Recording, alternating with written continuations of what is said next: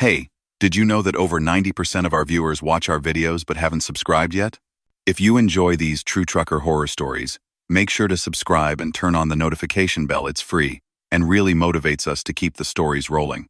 So sit back, relax, and let's dive into today's stories. The road stretches endlessly beneath a sky that never sleeps. Welcome to the sleep haunt, where the shadows whisper and truth drifts just beyond the headlights.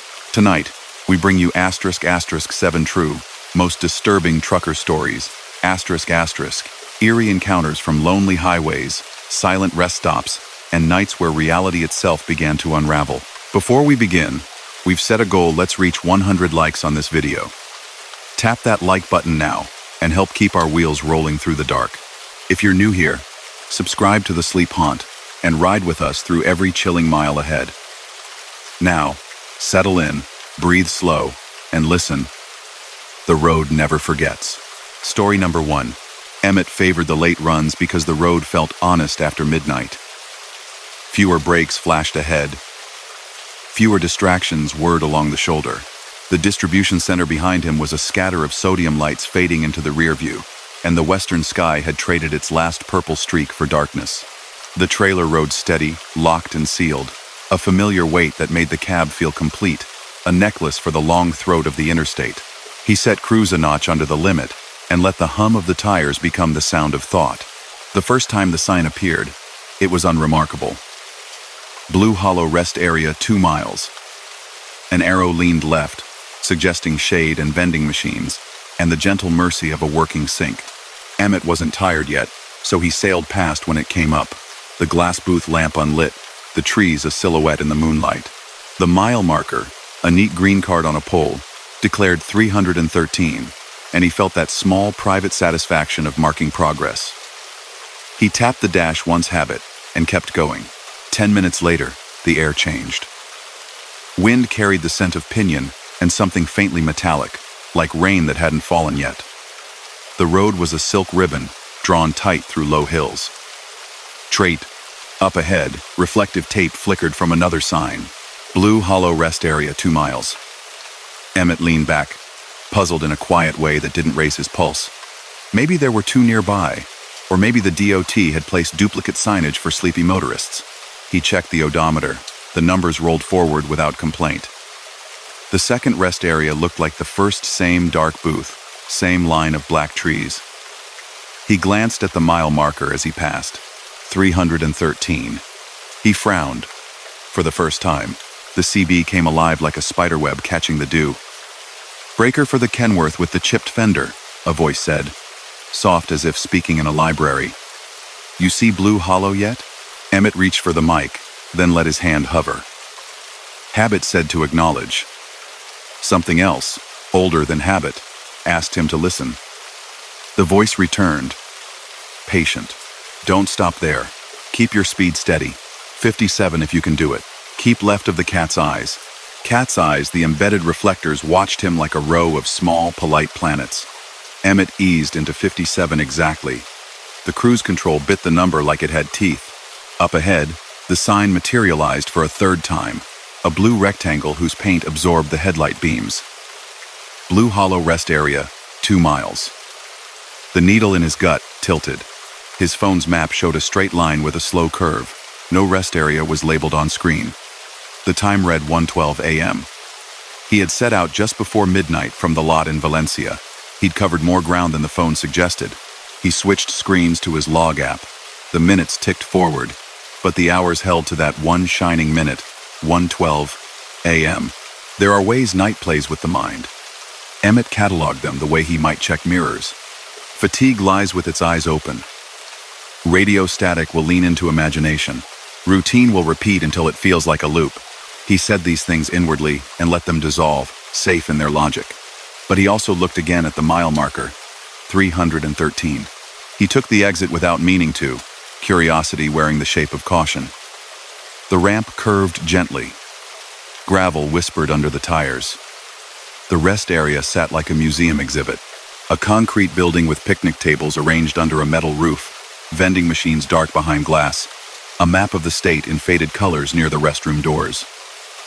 The overhead lights didn't bother to wake. He idled, window lowered, expecting the smell of bleach and coffee that clung to most stops. Instead, there was a faint coolness, like a basement. He could hear the distant interstate as a sighing river. A moth drifted near the dome light, tapping the overhead console with a sound like fingernails on distant metal. On the far wall, a flyer had fallen under the weight of a staple, its loose corner moving in the breeze. Emmett watched it lift, drop, lift again, as if it were breathing. He felt fine, calm.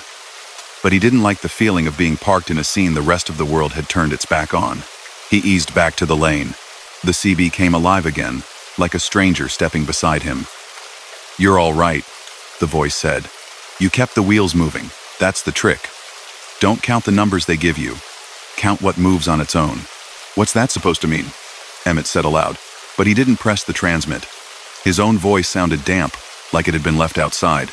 He aimed for a truck stop 25 miles ahead, a place with a lit canopy and an all-night clerk who knew him by a nod. The road held steady. The night pressed close. He found comfort in the syllables of engine sounds, a language he'd heard since his 20s. The dashboard glow was a small constellation. The air vents whispered shoulder to shoulder. Signs appeared and folded away. The next ones were almost expected now. Blue Hollow Rest Area 2 miles. Mile 313. Emmett tried the radio for a human station. Even a late-night caller show might ground the moment. He landed between stations, and then on a weather band. A monotone voice said, "Visibility is clear. Expect patchy fog near mile marker 313. And then repeated. The loop crisp as a new blade. The word fog hung there like a small cloud in the cab, even though his windshield showed granite clarity to the horizon. He decided to test the loop. He toggled the cruise to 61. For 3 minutes, the engine pitch lifted, and the road rolled under him a fraction faster. The sign still came when it wanted.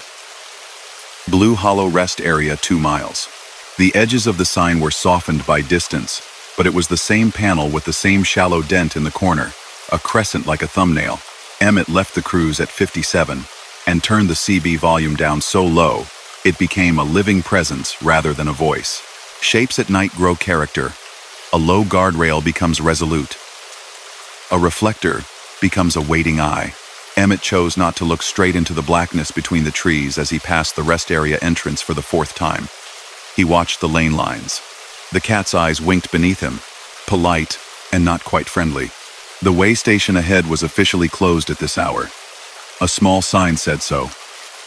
But tonight, as the curve opened like a gentle breath, the gate arm stood upright.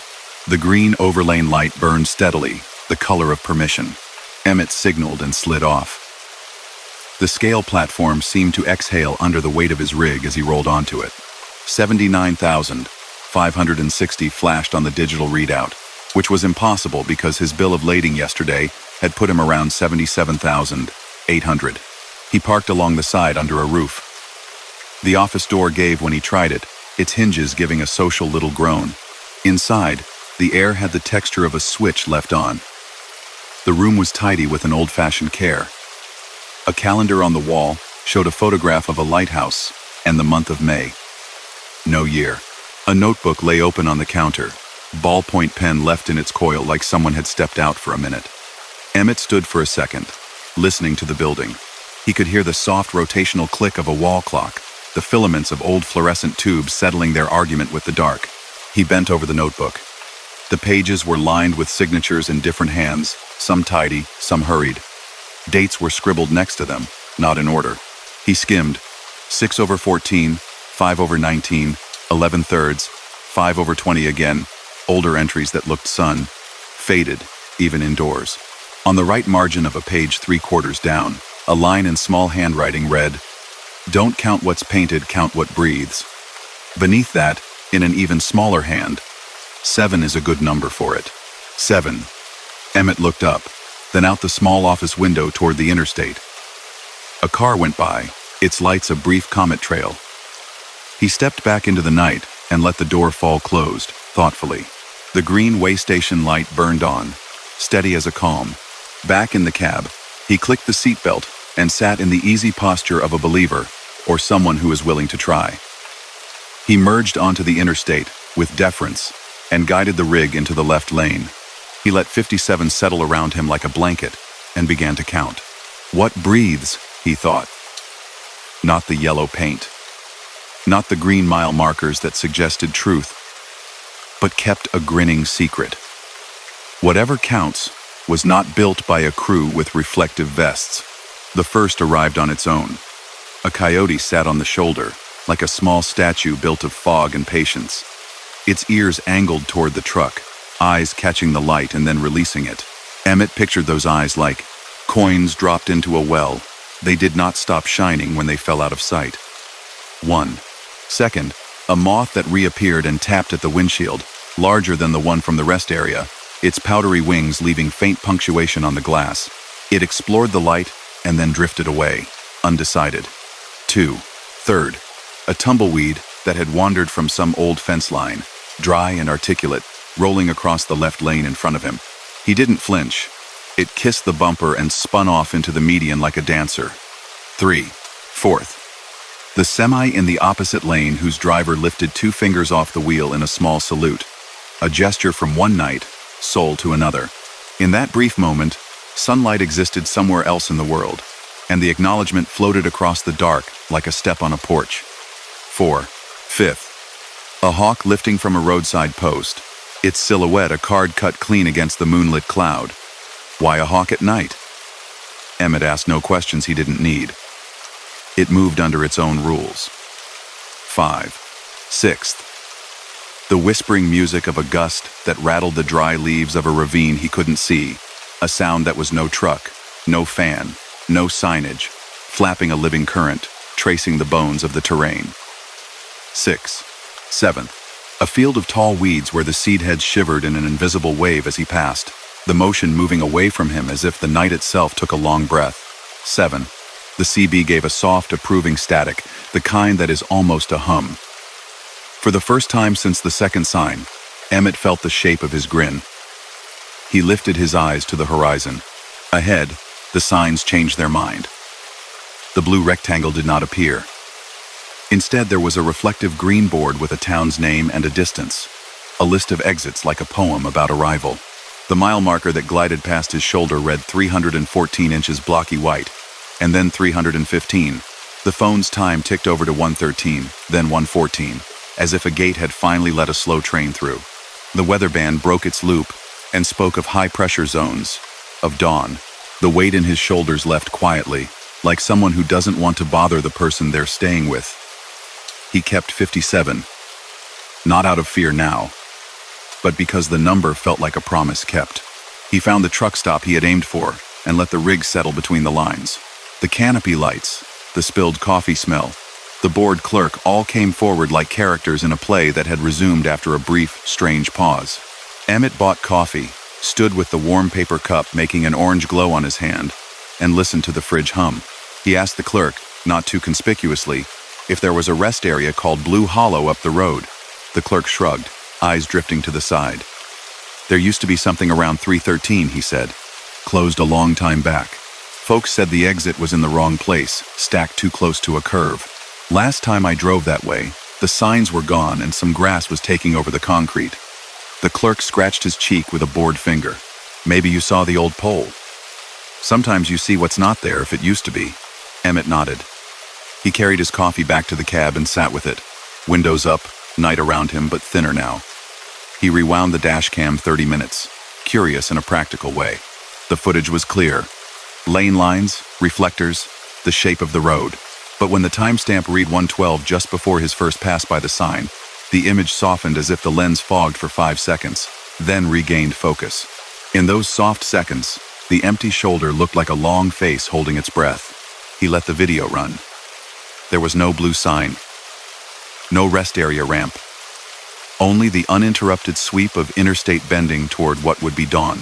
He let the clip end and watched his reflection in the blank display. A man in a cap under soft light, awake and tired at once. He slept at daybreak in the sleeper, sun on the curtains, birds gossiping somewhere over the parking lot. His dreams had the texture of white noise. Not frightening, not peaceful, but something that came and went with the rhythm of a heart. In the months after, Emmett sometimes saw the number come up in small ways. the pump clicking off at 1.3 gallons, a motel room on the third floor with a door marked 13 next to a missing number, an envelope with a tracking code ending in 313. On a wet spring morning, as he rolled past a short run of trees that wore the new season like a rumor, the CB whispered in that same, careful voice, "Breaker for the Kenworth, with the chipped fender. Keep left of the cat's eyes." He didn't argue. He didn't ask. He turned the volume until it became a resting hum and kept the speed steady. He avoided counting the painted things. He counted rain that decided when to fall, wind that chose which field to move, birds that navigated by a star no map could predict. The road was old and kind and sometimes complicated. He learned without taking notes that some places on the map were not mapped for him, and some signs were hung for eyes that were looking for something else entirely. On evenings when the sun sank in a way that turned the whole sky into a polished coin, he'd think about the quiet way station where the green light gave permission, and the notebook with cramped handwriting advising patience. The words were small, but their echo was not. Don't count what's painted, count what breathes. 7 is a good number for it. He didn't tell the story to many people, because there wasn't much story to tell in the daylight version. Wrong signs, a late hour, a brain that played back a loop. He let the night keep its own private math, and when he passed mile marker 313 on a different interstate, one with a hill that gave him a view of a ribbon of truck lights measuring the continent, he did what he'd learned to do. He watched for the living, and in doing so, he found the kind of quiet that came with knowing how to proceed when the map went strange. Some miles are ordinary, as reliable as the tires they carry. Some are not. On those, the road would like a small favor. It would like to be noticed as a breathing thing, and it pays a kind of respect back when one does. Emmett never saw the blue sign again, but he kept an eye on the moths tapping at glass, on the coyotes listening to engines with their heads tipped, and on the wind that made the weeds move all at once like a choir. And the highway, old and exacting and compassionate in its way, returned him gently to the next mile, and the next, and the next. Story number 2. Lena liked the quiet parts of the map. The kind that showed a long stretch of pale road cutting through fields drawn as soft green, with little blue creeks that braided like yarn. She was pushing east under a sky that was more silver than black, the moon behind thin cloud, the kind of night that hushes the engine and makes every line on the dash feel calmer. The interstate had gone to a single lane for miles, construction barrels standing like patient sentries in the median. Crews held just under the limit. The trailer rode true. It felt like a good run that would carry her through until dawn. The detour sign showed up without drama. Orange letters, clean and reflective. A simple arrow that said everything in 3 words. Road work ahead. Then the boards stacked taller, their warnings more specific. Left lane closed. Exit 142 closed. Detour follow pilot car. It was the kind of thing that happens at night more often than not, and Lena didn't mind. A pilot car with an amber beacon had led her through a canyon job last winter, and it went smooth. She took her cue from the rhyming blink of the caution lights and eased onto the ramp that a worker's hand pointed out, a palm rotating in small, slow circles. Down the ramp, the pavement changed tone under the tires. The striping looked new, a bright, chalky white. The amber light ahead appeared like a floating coin, growing as she approached, a white pickup with a light bar on its roof, idling near a "Follow Me" board. It pulled forward in a composed way as she came up behind it. The radio on Lena's dash hummed with low static, the kind that felt like a blanket. She thumbed the mic. "Escort. This is the southbound tractor with the blue reefer. You got me?" Silence. Then the sound of the mic opening again and closing, the soft click a little out of time. Another voice came from behind her, a warm male baritone from a second truck that had pulled in. "I'm back here behind your trailer, driver. I'm Griff. We good to Snake Farm back roads tonight, looks like." "Looks like," Lena said. "I'll stay tight. Radio if you see anything I don't." The pilot car's light rolled in a rhythm that wasn't quite regular. 2 rotations at a steady pace, then a pause that made the night feel like it was holding its breath. The truck eased forward, following a lane that spilled onto a 2-lane county road. There were no houses visible, but the impression of old farm drives lingered in the way trees leaned in at the edges of the right-of-way. Signs appeared with a crisp newness, as if they'd been put up that afternoon. Detour A, Detour B, weight limits posted, and then erased by hand with duct tape squares, a makeshift lane where heavier loads could pass. Lena took in the details the way she always did. The pilot car's tailgate had a magnet with black block letters. Ashbourne County Escort. The chrome on its rearview mirror had a tiny dent like a thumbprint. The license plate read County Issued, the number beginning with an odd prefix that she didn't recognize and couldn't place. She leaned forward a hair, squinting past the glare. The plate's month sticker had no year. The road narrowed where a stand of cottonwoods arched over and turned the world into a tunnel. The pickup ahead slowed, signaled right, then pulled over to let an oncoming feed truck pass. It was courteous, nothing more. But when they stopped, Lena noticed something's absence. The pilot car idled without a visible plume in the cool air. Her own exhaust ribboned out in pale threads and dissolved. The pickup's tailpipe looked dry as chalk. Escort, she tried again. Come back. She pressed the button, held it, released. The amber light answered with a single calm rotation, and then carried on. Griff's voice filled the cab full of ease. Folks don't always talk, he said. It's late. Maybe he's soloing this and juggling signs. Maybe. She didn't need talk. She had good brakes, a topped-off tank, and a run of patience that was long as any county line. The road folded and unfolded in slow, careful turns, the ditches deep with grass. They crossed a narrow concrete bridge with unpainted guardrails, and the faint stencil of a number worn off by time. Next came the town. It didn't announce itself except by small, tidy clues. A speed limit sign that stepped from 55 to 45, then down to 35. A square of sidewalk under a street lamp with a bulb that breathed a soft yellow. A storefront window with dark glass reflecting her headlight beam in a clean oblong. But the thing that struck her most was a clock. It sat high on a bank facade that could have been a set piece. Its hands painted a rich lacquer blue. They were stopped at 12. Long after midnight, the hands pointed straight up, elegant and inert. The pilot car turned left at a four-way where the stop sign was too new, its red too proud. Lena rolled to a smooth stop and angled her eyes up where she always did, checking the faces of any nightwalkers on the corners. There were none, only a bench with a wire trash can beside it. A paper cup sat wedge-perfect inside, no lid, a forgotten thing that should have blown away hours ago, but hadn't. Her GPS took a breath and went blank. The map app on the phone spun the wheel that meant searching, and then asked for the kind of faith she didn't have. Service dropped a bar, then all bars, and the little circle in the top corner gave up. She slid the phone face down on the passenger seat and let the road be what it was. 10 feet of lit pavement ahead of the hood, and a plan to keep it there. They passed a school with a reader board saying, "Go Owls!" in plastic letters that leaned a little. A single swing hung from a frame and stirred once, then stilled, though no wind touched the trees. The pilot car slowed in front of a railroad crossing with the arms up. The lights were off. The tracks were polished only in a stripe in the center, not particularly used, perhaps a sleeping spur. Looks like we're on the good path, Griff said. I think I've seen this stamped on my paper Atlas Ashbourne. You seeing that on anything? Lena thought of the name on the magnet. Ashbourne County Escort, she said out loud. Just to hear how the words, Saturday, they tasted like pennies. The pilot car's brake lights glowed again, that small red square solid as a held breath. They turned right at a sign that read, Deviation 12, and continued along a road that should not have been rated for her weight and yet bore no protest. The numbers on the speed limit signs were all multiples of 5, neat as a calculator. It kept the mind calm. A quarter-mile later, a wooden bridge slipped into view.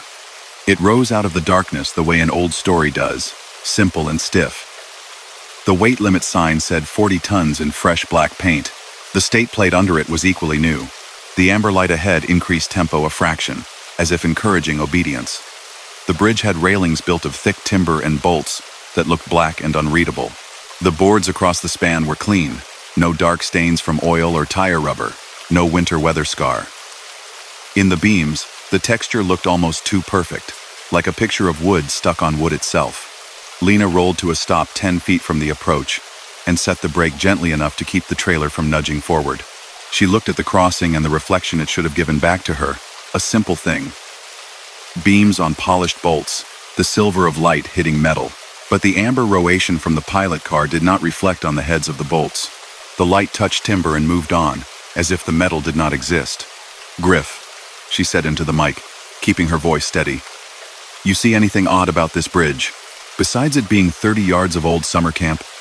I see we have to get across it, or we're sleeping in our cabs while some flagman with a thermos laughs at us." Lena shifted, feeling the seat's fabric wrinkle under her. She pulled the parking brake again, a small enough stutter that could have been nerves, and watched the pilot car. It had stopped in the middle of the span, perfectly centered. Its light rolled 2 counts, paused, rolled again. Inside its cab, the silhouette in the driver's seat was very straight, hands at 10 and 2. The windows were tinted but not so dark she couldn't see the line of a cap. The longer she watched, the more she realized the silhouette wasn't moving at all. Not a shoulder tilt. Not a breath. Too still. She eased off the brake to roll forward a foot and then stopped again, not yet committing to the incline. The engine's idle murmured like a cat. She cracked the window and listened. The night had a sound. Grass. A distant drip where a pipe leaked. A sound like a flag luffing somewhere near the school.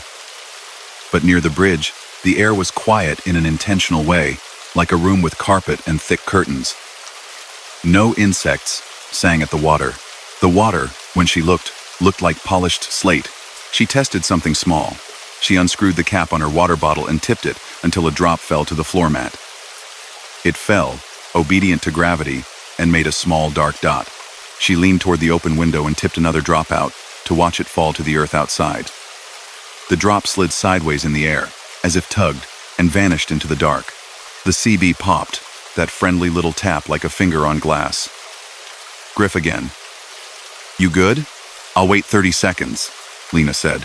"If his light doesn't pulse, I want to set triangles and call the number on the highway sign to verify.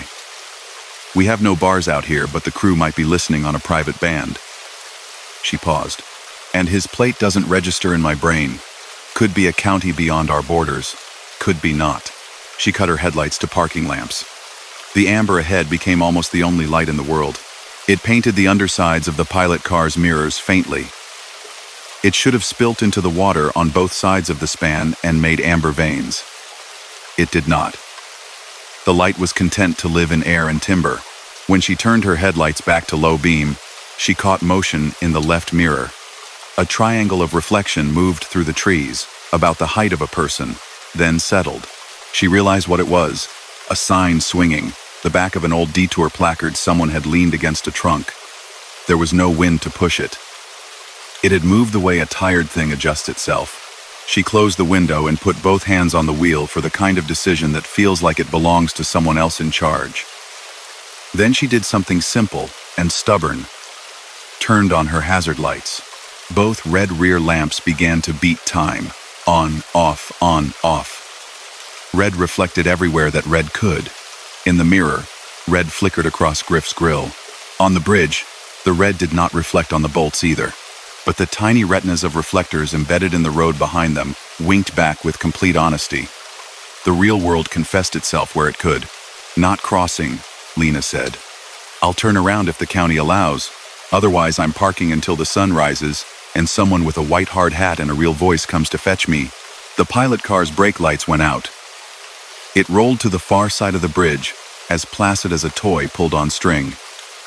The amber light did not shift its rhythm. It parked just beyond a small wooden marker on the other side, and waited with the tenderness of a shepherd. The figure inside never turned, never shifted. Griff whistled low over the air. "I'll back you," he said. "We'll do this nice and slow. The road's wide enough behind us. I trust your instinct more than an empty pickup." They staged it in a ballet of patience, hazard lights marking a rhythm they could both move to. Lena eased back, the trailer responding like it had feelings about being asked to back on a dark county road. Griff feathered his own lights and talked her through with gentle words and numbers. She felt the tires find the crown of the road, corrected, breathed, corrected again. The night took no offense. When they had a straight shot back to the last intersection, she braked, rolled forward, and inched to a better angle. At the four-way, as if on cue, A new light appeared in the distance, white and steady. As it drew closer, it took on the shape of a flatbed with a big white generator on its back and a crew cab behind it. The light bar above the windshield was a crisp LED, its pattern exact. A person in a high-vis vest stepped down and waved in an unmistakable way. A real, human wave. "Evening," the worker said when they were close enough to not shout. His voice had the muffled energy of someone who had been drinking coffee with lids that never quite fit. "We've got a big pour going on eastbound and got told a detour might be in use out this way." "You coming in from the interstate?" "Exit 142, Lena said. "Pilot car with Ashbourne County escort took us." "Your guy?" The worker's face registered a precise, weary kind of confusion. "There's no county escort program here," he said. "We're DOT. We've been trying to keep folks on the main route. That old bridge you're headed to is rated 10 tons now. Sign keeps getting swapped and nobody catches it until daylight. One of the crew logged a complaint twice last month about that sign. We're supposed to weld a plate over the numbers. Got weathered out. Then who set the detour?" Griff asked from his window, his voice lower, slower. A second worker rounded the truck with a clipboard and a smile that tried to be helpful in sight of puzzlement. "Sometimes folks move signs for fun," she said. "Farm kids, or the wind, or people who think they're helping. But we haven't issued any pilot cars out here. We've been dealing with strays." Lena felt the hairs at her wrists lift, not dramatically, just enough to notice. She didn't tell the workers about the paused beacon pattern or the stillness inside the pickup. She just asked for the best way back to the interstate. The first worker pointed with his entire hand, a respectful gesture. "Backtrack 2 miles.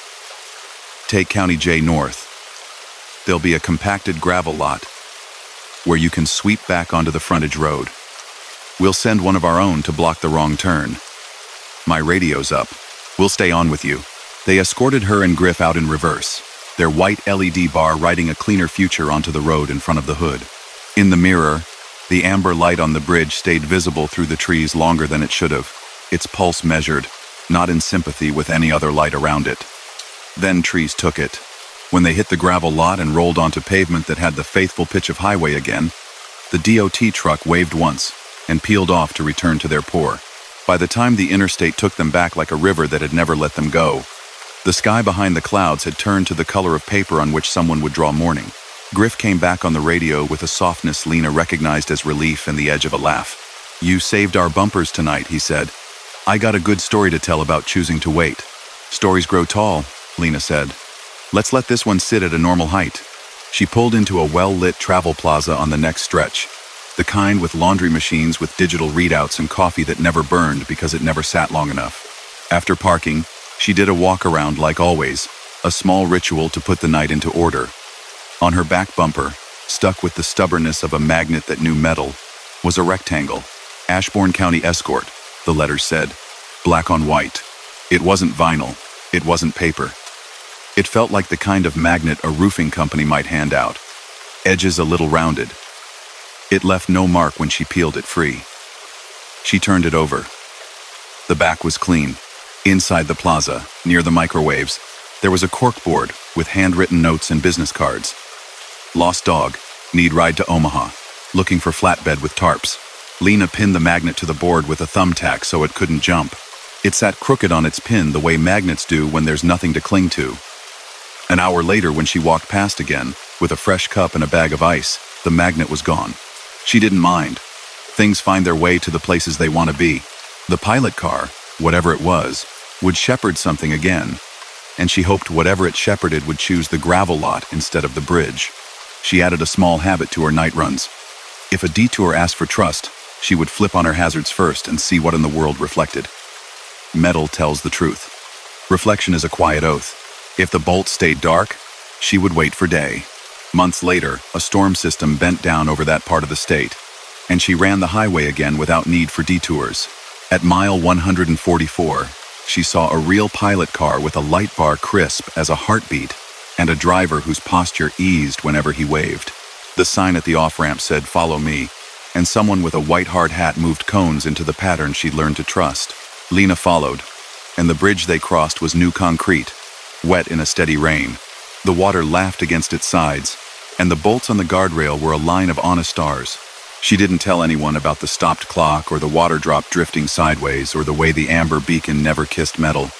There was no enforcement in the telling, no lesson that wouldn't turn into a debate. But when she heard a voice key up on 19 late some other night and say, "I've got an escort up here out of Ashbourne. Anyone know this crew?" She keyed right back. "Check the number on the door," she said. "Ask the dot crew to confirm. And when you get to a bridge that looks too well behaved, turn your hazards on and count the reflections. If they answer you, you're good. If they don't, sit a minute. Dawn has hands." Lena kept going. She watched the road widen and narrow, the way it does. She trusted the living voices and the new bolts, and the wind in the weeds. When she passed the frontage road that would have taken her back toward the wooden span, there was a new plate welded over the weight sign. 10 tons. Clean. Final. Someone had spent a morning with torch and mask, making a truth hold fast. On a shelf in her cab, behind a roll of paper towels, she kept a folded county map she bought at a gas station that still sold paper maps at all. She had circled Ashbourne in pencil, the circle light as if reminding herself, not insisting. The town might be asleep for good or awake only when fog sits low and the moon has the patience to watch. It didn't matter much. The interstate held its line, the night kept its oath, and she had miles to smooth under her tires. Story number 3. Marco preferred the plains at night the way the land allowed the sky to be the ceiling of a cathedral, the way the wind made a low, steady sound through cut fields. He took the long eastbound line that threaded past silos and water towers and wind turbines, those tall white stalks with red lights that blinked in patient unison. The weather had cooperated all day. By midnight, a thin coolness rode in the air, promising a ribbon of easy miles before dawn. The map on his phone showed a straight stretch with little to think about. His dash was clean, the gauges steady. He tuned the CB low, that soft background chatter like distant conversation in a diner. Every few miles, the wind farm lights on the hills blinked together. On, off, a measured heartbeat. It was a rhythm the mind could rest against. Near County 18, a sliver of red appeared off to his right. He took it for the rear marker on a farm truck crossing a field lane. Then a second red dot joined it, then a third, each at the same height from the ground, each fixed in relation to the others. They moved as he moved, just there beyond the fence line, as if a frontage road ran along that side. He knew this country. There was no frontage road there. There were rights of way and service tracks under the turbines, but nothing that would carry a convoy. Still, the dots fell into a pattern he recognized immediately, the top markers of trailers. He checked his right-hand mirror out of habit. The trailer wheels held their lane. A bundle strap he'd tightened at the last fuel stop lay obedient, no slap. The red lights beyond the fence kept pace on a line that would have been the center of a lane if a lane existed. He tried the old trucker courtesy to see if anything living was there, 2 quick toggles of his headlight stalk to say hello. His own beams flicked on the highway ahead. The red dots answered with a gentle dip, as if 2 brake taps acknowledged him. It was easy to chalk to tired eyes, to turbines and illusions, to the way the planes could place lights where no roads were. He let it be a curiosity, not a problem. 3 miles later, the dots resolved into something clearer. The spacing suggested 3 full rigs in a row. Sometimes their lights lined up so evenly, they could have been one long tractor pulling something impossible. Sometimes he could sense a short gap and a longer one, the way 3 drivers decide on a rhythm without ever speaking. When he adjusted his speed, the dots gently adjusted theirs. When a hill lifted them, their line stayed perfect, floating. He thumbed the CB. "Westbound on the flat near Wind Range? You seeing a convoy on the south side?" Static answered like a shrug. Then a voice he didn't know, easy and awake. "Just turbines, brother. Red lights like a metronome. Looks pretty tonight."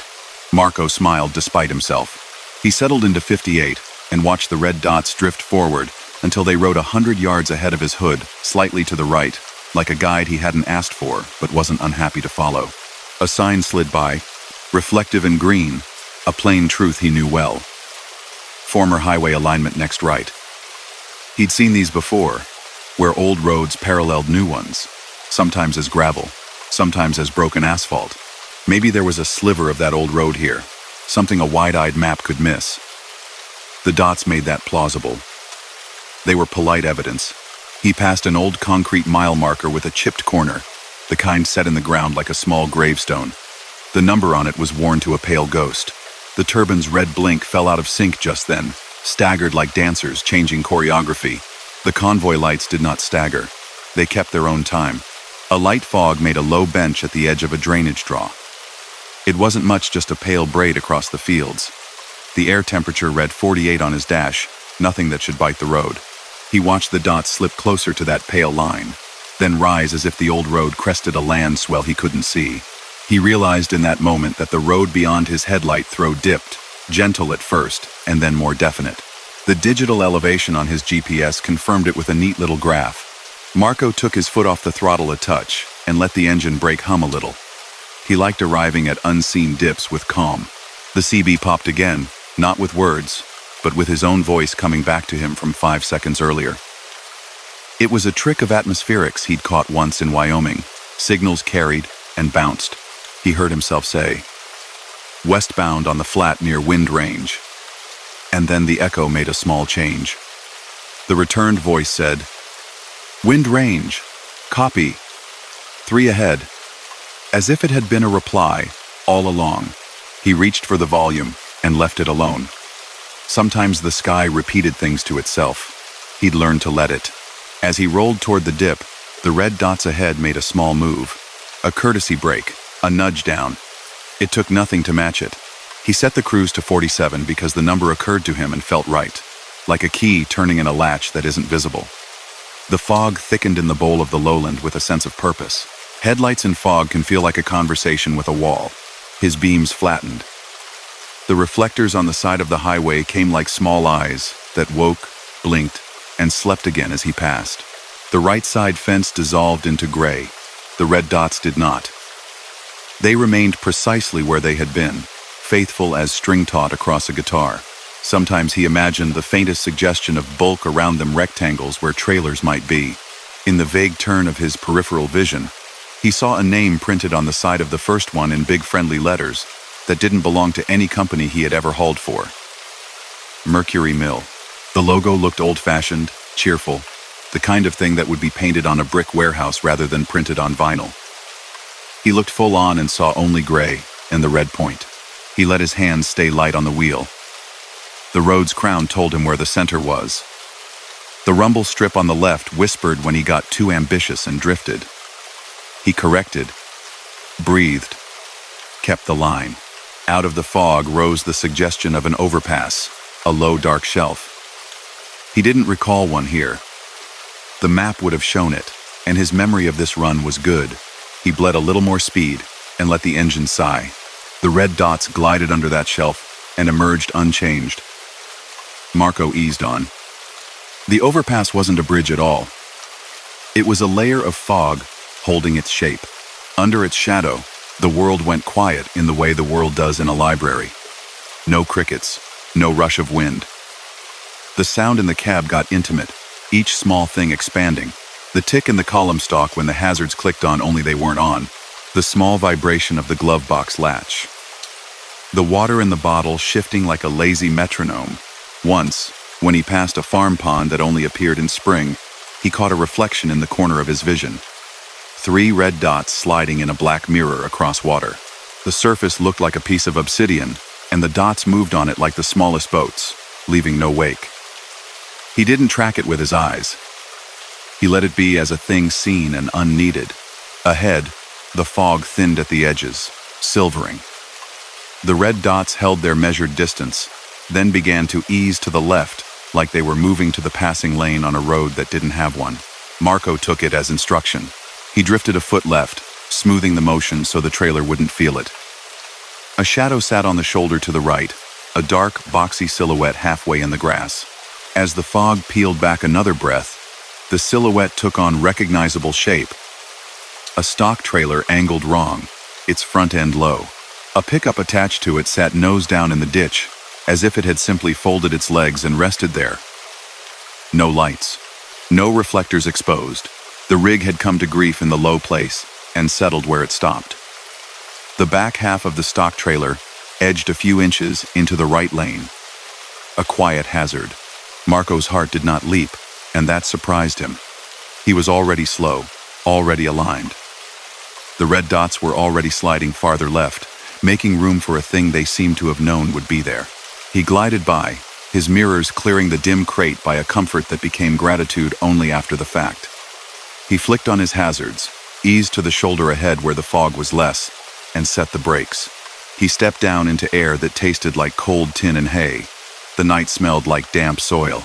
He took the triangles and walked back with purpose, the reflectors bright against his chest, placing them at smart intervals, each one a small promise to anyone behind him. He kept his voice calm when he called it in, gave mile numbers, described the scene without drama. A figure moved near the ditch, and he lifted a hand, palm open in a friendly greeting before a word. A man in a ball cap stood, a little stiff, phone in hand. His voice was steady but tired. "I'm all right," he said before Marco could ask. "Just dropped off the side in the fog. Thought the shoulder was wider. Couldn't make the call go out." "Thank you for stopping." Marco nodded. "Let's keep the flashers going. I'll put a cone behind your right rear so anyone coming in with sleep in their eyes wakes up." The man nodded back, relief like a light behind his eyes. "I'll make sure the animals are steady," he said. "They're quiet. They don't know anything's wrong." In the red wash of hazard lights, the fog took on soft color. The turbines on the hills blinked their own red. Patient as ever. Unconcerned. When Marco looked down the road where the red dots had been, he saw nothing now but the gray of air and the bright eyes of his own triangles doing their modest work. The convoy had gone on where only the land would know. A sheriff's unit came smooth and sure, lights low at first, then bright when the scene came into range. The deputy had the look of someone who liked making order from night, professional, precise. He spoke in that no-big-deal voice that helps other people borrow calm. "You slowed in time," he said to Marco with a small nod. "Hard to do out here. Folks come over that little dip at 70 and don't see the fog sitting like a rug on the ground. You make this run a lot?" "Enough to know when a number feels right," Marco said. He wasn't sure why he thought to phrase it like that. The deputy flicked a glance toward the hills, toward the blinking red ladder of turbines. "You get the escort tonight?" he asked casually, the way someone asks if you took a particular exit. Marco considered the phrasing. "Saw lights where there isn't a road," he said. "They kept a good pace. Good spacing. I followed the shape of it for a while. Thought I was making it up. Maybe I was." "Folks say sometimes you get the quiet convoy," the deputy said. "They call it that because you never hear engines. Old-timers talk about when the old highway washed out in the 70s. National Guard and a line of haulers came through slow and marked a path without a path so the farm traffic could get around until the ground held right again. People remember what safety looks like. The land remembers too sometimes if you believe that kind of talk." He smiled, not selling the story or dismissing it. "I don't write it in reports, but I've heard it." Marco nodded, feeling a something settle in his chest that wasn't quite relief and wasn't quite wonder. It was the feeling of a puzzle that didn't need solving. He moved his triangles forward when the tow arrived, then collected them after the road went clear, each one clicking into its slot like a thought placed back where it belonged. He climbed back into the cab, shook water off his boots, and sat for a second with his hands on the wheel, listening to the engine purr. Curiosity, even when satisfied enough to move on, still likes a look. He scrolled the dash cam back 10 minutes. The footage was crisp. Lane lines, fog like white silk pulled low. When he anticipated where the red dots had moved, the memory did not match the screen. The only red pulsing the lens had caught were the turbines blinking in the distance, in permanent perfect sync. No line of lights along the fence, no brake taps. The audio, though, told him more. The mic had picked up his 2 quick headlight toggles as small clicks. 5 seconds later, faint but clean, 2 crisp clicks, answered. He let the player advance. His own voice asking about the convoy came back in a distant copy with the smallest difference. 3 ahead. A trick of waves and towers, or a conversation nobody could log except the road itself. He put the phone down. The fog was lifting from the low places, and the slope of the land breathed easier. On a whim that was more courtesy than experiment, He pulsed his headlights one more time in the empty dark. 2 taps, like a wave to a friend who might already be over the hill. From somewhere that might have been distance and might have been memory, the turbines blinked once out of rhythm with themselves, a fraction of a second off, then found their shared beat again. Marco held 47 all the way to the next town, lit with a water tower that wore its name like a smile. He refueled under a canopy that painted the truck in stable white light, topped off windshield fluid just to make the wipers feel new, and traded a nod with a driver at the next lane who had that same calm in his bones look. He didn't tell the cashier anything special when she asked, "All good out there?" He said what was true. The fog sits in the low spots, and people are kind when you need them, and the night is mindful if you are. Later, when he hit that stretch again on a different night, he found himself watching the fence line out of habit. Sometimes there was nothing. Sometimes the turbines made their faithful heartbeat, and nothing else joined.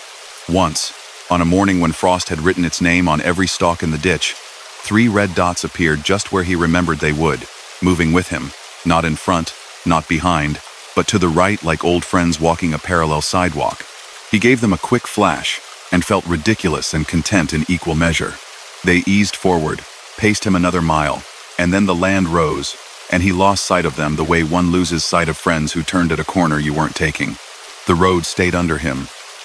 The sky widened. Dawn unrolled like a clean sheet. He kept the number he liked on nights with low fog. He let the land remind him how to listen. And when he saw a sign that mentioned a former alignment, he gave it a small salute with 2 fingers off the wheel, not because the sign deserved it, but because somewhere the line of lights did, quiet and precise and generous with their spacing. Story number 4. Noah liked mountain passes after midnight because the rules were simple. Gravity wasn't subtle. Ice had no ego. Wind told the truth in a language anyone could learn if they drove enough winters. He rolled west with a dry load of flour, and the cab heater set low so he wouldn't grow drowsy. The dash glowed the color of a quiet aquarium. Outside, the stars hid behind a thin veil, as if they were saving their strength for morning. The first sign came 10 miles before the grade. Chains may be required. Check radio 1000. 610 AM. He clicked over to the traveler's info frequency. A calm recorded voice announced, "Pine Cap Pass. Intermittent snow. Active avalanche control beyond mile 209. Expect compact snow and ice on shaded curves. Use lower gears. Carry traction devices." It repeated every minute, the phrasing neat as a typed memo left on a counter. Noah touched the brakes once to feel them, saw the needle answer, then let the engine settle into a hum that loved the climb. The road tightened the way roads do in the mountains, folding back on itself, showing him the kind of craftsmanship that stonemasons and road crews can agree on. Curves laid with attention, guardrails set like careful handwriting along the edge of dark. At the chain-up area, a wide pull-out trimmed in dim orange fixtures, he eased off and parked in a spot scuffed by a winter's worth of tire prints. Snow fell lightly flakes like a hush more than a storm. He put on gloves that remembered his hands, reached for the set of cams and crosslinks he kept coiled neat, and knelt onto a mat so his knees wouldn't learn the cold too fast. The night had a texture here, a quiet soaked with the distant cough of a snowblower somewhere up canyon. Now and then, far off, a low whump drifted through the sound of avalanche control doing its tidy work. Snow loosened on purpose, so it wouldn't move later without permission. Noah worked the chains around the tires with a practiced rhythm. Drape, connect, roll, cinch. He checked the cams with a rubber mallet-light taps, a reassuring ring like coins placed on a table. He glanced up once and noticed a call box on a post near the exit of the pullout. It wore a square blue sign with a phone symbol that looked almost antique. Its door was latched. He had a silly thought that if it rang, he would let it ring until it decided it hadn't meant to. It didn't ring. The mountain breathed. He finished the last cam. Back in the cab, he set the fan just above whisper and pulled back onto the grade. Snow dusted the asphalt like powdered sugar. His headlights made a tunnel small enough to accept. The signs became gentle and specific. 6%, grade next, 6 miles, slower traffic use. Turnouts, avalanche area, do not stop. The guardrails here were cables, 4 taut lines threaded through posts at hip height, glinting when his beams glanced them. The lower posts wore frost that made their edges soft. It began as a single note. He thought at first it was a hum inside the cab, a piece of trim unhappy with the cold, a tone, low, almost kind. He touched the dashboard, pressed a vent, put a finger on the map pocket in the door, the way you do when you're trying to find which thing is singing to itself. The note lifted a half step and steadied, coming from outside. He rolled the window down an inch. The wind slid in like a ribbon. The tone grew clearer, as if the world had placed a glass on its lip and were running a finger around it. The note thickened into harmony. Not a song exactly. More like a chord played by a patient instrument that knew only 3 or 4 shapes but knew them well. Noah watched the cable rails as they slipped by. The wind had a way through the canyon that night. It drew across the cable runs and the gaps in the posts, across the short fingers of snow fences that stepped up the slope like ladders. The whole system of the pass was tuned. He set his speed to 28, a number that felt responsible, and listened. The chord changed at the curve signs. On a left-hand bend, the low note held and a higher thread joined. On a right-hand bend, the high note lingered and the low note thickened. He tried a small test. He took one long sweeping curve 2 miles up the grade at 32 instead of 28. The chord wobbled, a quick descent, then settled when he feathered back down. He smiled despite himself. Some roads had rumble strips. This one had a choir. It stayed with him, not constant, but present in the places where the canyon narrowed, where the guardrails hugged closer or the wind could pour through with a bit more insistence. The music was quiet enough that it didn't compete with the engine, only threaded through. A braid added to the night's hair. He wasn't the only one out. Now and again a plow came the other way. Blue beacons rotating like plum-colored halos. A shower of sparks sometimes at the blade where gravel hid under powder. The plows announced themselves with a straightforward clatter and then nodded past like working horses, the drivers not looking up much because the job in front of them was always exactly in front of them. At mile 209, the avalanche gate stood open, a big steel arm held up by a padlock and a calm instruction sign. Gate closed during control operations. Another low whump sighed across the valley. Snowflakes leaned into the wind. Noah's hands rested soft on the wheel. His eyes made their long sweeps, mirror, mirror, road, and then far ahead into the glow that hinted where the next bend lay. The cord adjusted again, growing slightly louder where a little saddle opened on his right. It wasn't the wind alone. The guardrail posts along this stretch had little cutouts in their caps' oval slots, evenly spaced. He hadn't noticed them from below.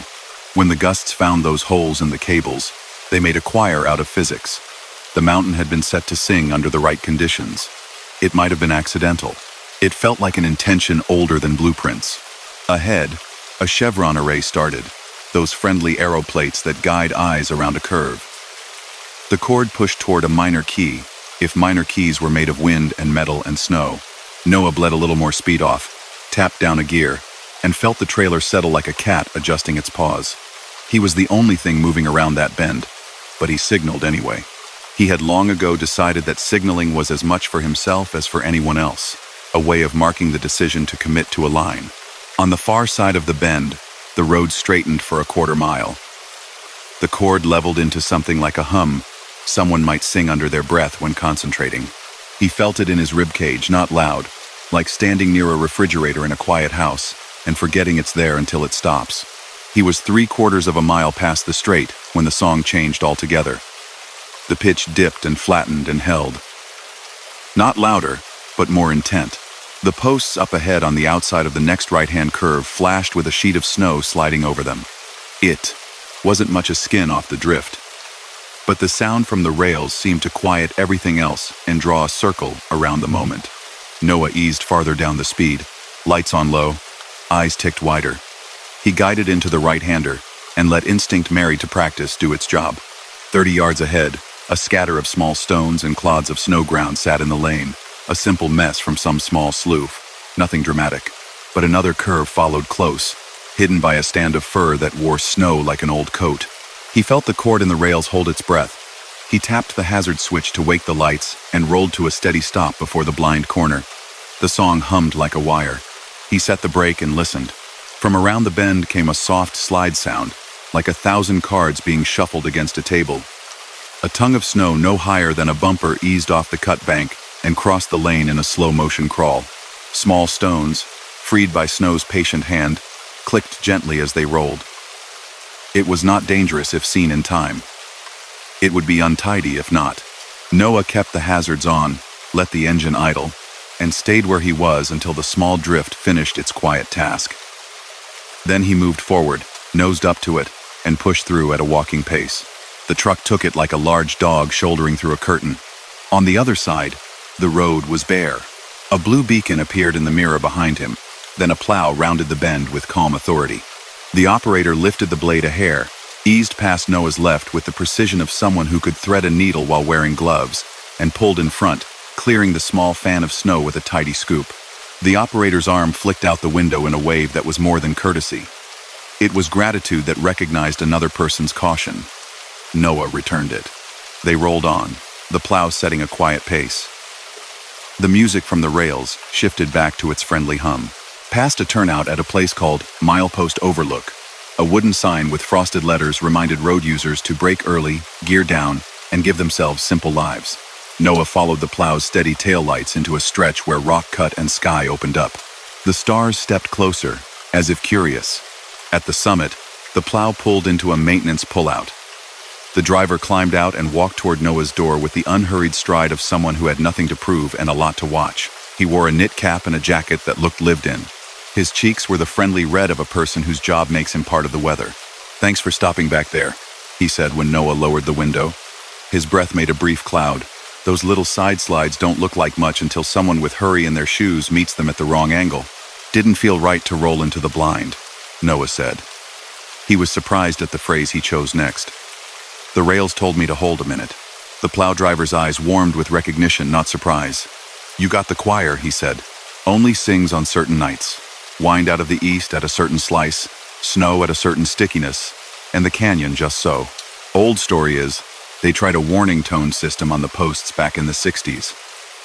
Someone thought you could teach the mountain to talk to drivers with wind. It wasn't official long, but the holes in those caps and the cable tension, they stayed. We get the song a handful of times a winter. Folks who pay attention make different choices when they hear it. Noah nodded. It was exhilarating to learn he hadn't imagined it, and humbling to learn it had nothing to do with him. The mountain sang when it wanted. People listened if they wanted. "Keep your gear low," the driver added, as if Noah needed reminding. One more pinch point, under the second snow shed, where drifts try to shoulder in. Then the west side is kinder. They parted with a wave. The plow took the eastbound lane to baby another motorist along. Noah eased into the descent with the patience of someone who likes making friends of his brakes. The snow sheds appeared like long charcoal strokes across the white. He dipped into the first and the world went briefly cave-like, a rhythm of steel ribs, shadows moving with his lights. Inside, the cord faded. No wind could braid the rails here. Outside again, past the second shed, it returned in a thinner voice, a high thread like a whistle heard from a street over. He let the sound exist without asking for too much. It was enough to know it was there. A pair of cars stacked behind him at a turnout where the sign welcomed slower traffic to let faster pass. He took it, smoothly, hazards blinking twice in courteous language. The cars whisked by with polite speed. The world resumed the pace he wanted. He took pleasure in the small act of letting others go, the way it loosened the shoulders. Half an hour later, the grade gentled, and the guardrails stepped farther apart. The choir lost its instrument. The mountain exhaled into foothills. He rolled into a plain where snow-lined fences in neat stitches and barns sat with their lights on low like people with good manners in the morning. At a truck stop on the west side, one of those practical places with a diner and a counter, where bolts can be bought by the pound, Noah parked under a canopy that made the weather feel like a thing happening somewhere else. He kicked snow off his steps, stretched the stiffness from his shoulders, and went in for coffee. The diner's walls had framed photographs of the pass in all weathers. One caught his eye. A black and white image from the year stamped in the corner as 1,963. Men in brimmed caps stood along a newly cut shelf, installing cable rail. The nearest post had a cap with an oval cutout, neat as a pocket. A person at the edge of the frame held a clipboard and smiled into the sun like someone pleased with the day's work. Below the photo, a brass plate read, Pine Cap Resonance Study, Phase I, retired after pilot. A piece of local history, tidy and not much remarked upon. The waitress who refilled his cup followed his gaze. They tried to make the wind sing warnings, she said, a smile in her voice. My grandfather said it worked when it wanted to, not when they wanted it to. He drove plow. He said the mountain decides when to speak. Maybe that's better, Noah said. Maybe, she agreed. You hear it tonight? He nodded. It kept me company. She nodded back like that was the right answer, and moved off to set down plates for a couple of hunters who looked grateful for indoor heat. Back at the truck, Noah peeled the chains, stowed them wet but neat, and set the cab to warm. The night had softened into the kind of quiet that lives after a storm considers itself finished. He thought of the cord near the drift, and the way it had made him stop, not with fear but with the kind of careful that feels like respect. On the road again, through low country where fence posts wore caps of snow like white hats, he tuned back to 1610 AM out of curiosity. The recording was the same, the cadence untroubled. In between loops, for a moment he thought he heard a sliver of another audio, a crackle and a faint tone, like the memory of wind through cable. He turned the knob and it vanished into static, and then returned to the steady voice about drifts and control. He didn't go around telling other drivers to listen for a song. He didn't have to. People learned what they needed to learn a dozen ways. But on nights when he knew Pine Cap was on his route, and the air had that look like paper lit from behind, he found himself taking the grade with the window cracked an inch. He liked the way cold air sharpened thought, and the way a human could hear something meant for the whole valley and make it into a personal note. He liked that the mountain did not do party tricks, no beams across the sky, no sudden windows into the past. Just a reliable physics woven into metal and wind, a reminder that staying alive on a winter road had always been a duet. Weeks later, he crossed at noon, and the pass was busy and unsentimental. Ski traffic streamed in cheerful lines. The rails were quiet. The wind had chosen other work to do. The plows slept, noses tucked under tarps like animals in burrows. The photo in the diner would still be there, he knew. Brass plate shining in sunlight, tastefully proud. The mountain didn't need the story to spread. It needed the right angle of air, and a driver who kept a number in mind, and a window open, and a willingness to stop on the safe side of a curve when a chord asked for it. Noah kept the habit, not because of one night but because of every night before it and after it. He held the wheel loose and attentive. He waved when the plows waved. He gave turnouts their due, and in the thin places where wind could tie itself into a string and draw sound from a fence, he let the music pass through him and chose his line like a musician chooses a breath, careful and kind. Story number 5.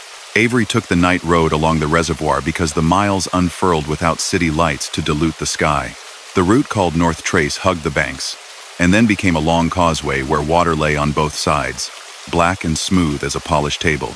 He had a light load and a well-behaved tractor that felt honest in the hands, and the cool air coming in through a cracked window smelled faintly like stone after rain. The dash light kept the cab soft and quiet. It was a good run, no cross traffic. No complicated merges, just a ribbon of 2 lanes stretched between shorelines and stars. Before the causeway, signs stacked up as if clearing their throats. Crosswinds possible, no stopping on bridge, surface may be icy. Then a brown one with a polite bit of history. You are crossing Clearwater Reservoir. The towns of Low Weir, Broomfield, and Ferry's Turn relocated 1975. A small icon of a telephone switchboard sat at the corner of the sign, a design choice that meant nothing to the windshield at first glance. Avery dropped the speed a notch, set the cruise, and let the hum of the tires become the night's metronome. On his right, a white line stitched the water. On his left, the center stripe pulsed in its own slow rhythm. The reservoir lay glass smooth, making the sky twice. Far off, the red pinpricks on the transmission towers blinked in measured time. And somewhere across the stillness, a buoy shifted and tapped its chain in a sound he couldn't actually hear, but imagined. He tuned the CB low for company. Most chatter had thinned to a few voices talking about coffee and weather. The weatherband murmured a reliable loop about temperatures and barometric pressure, and a distant chance of morning fog. Everything, even the warnings, felt orderly, like a night clerk keeping the books straight. The first odd thing was a photo negative of a street. It slid into his vision as quietly as a dream. He caught it in the corner of his eye, a grid of little pale squares under the water, far to his right, set in lines like porch lights along a block. He looked full on and saw only the reflection of stars, and a long, dark quiet broken by a hint of foam where a breeze stroked the surface. He told himself he'd imagined the pattern. The mind makes stories from dots. Half a mile on, another pattern showed itself, 2 rows of faint lights under the water slowly aligning with the causeway. He could have sworn it was a pair of headlights and their reflections, down below where a road should not be. He cut his high beams, ran on low, and the shapes stayed like a whisper. Boats run lights, he told himself. Navigation markers play tricks. He left the lights alone and kept the wheel steady. The CB popped as if someone had tapped a glass. Then a woman's voice came through, high and warm and crisp in a way that felt borrowed from another decade. "Number, please," she said, and a tiny click followed, as if chords had been moved on a switchboard. Avery lifted the mic. "Radio check," he said, knowing that wasn't the right answer to any question and saying it anyway. Another truck came back from a few miles ahead, a man with a western hitch in his voice. "Radio's good, northbound. You catching the operator tonight?" "That voice," Avery said. "Thought it was in my head." "Clearwater's got a personality," the man said, friendly and matter-of-fact. "Old phone exchange used to sit down in one of the towns before they flooded the valley.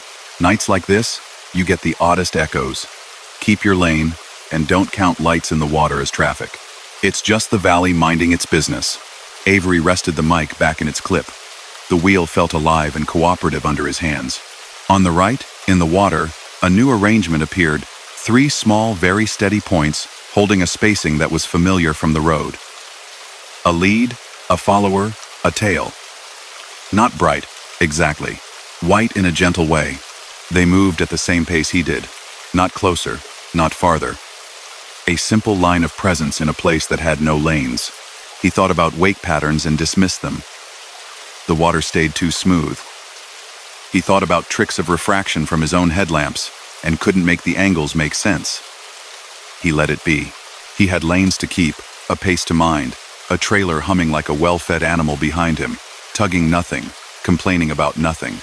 The wind, which had been indecisive, put a hand on the truck, a polite push left to right. The tires answered with their syntax thrum over the faint ribs where different pores of concrete met.